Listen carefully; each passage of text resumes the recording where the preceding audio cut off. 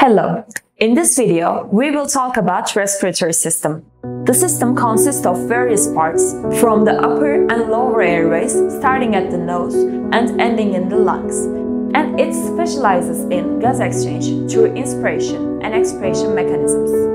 Also, it's responsible for pH regulation and body temperature regulation. Diagnosing and treating lung diseases, the primary organs of the system, is vital due to the necessity of breathing. For patients experiencing respiratory difficulty or unable to breathe independently, respiratory support is provided until they recover, ensuring they receive the oxygen. Biovent intensive K ventilators offer several modes for this purpose: volume controlled, pressure controlled, and spontaneous modes.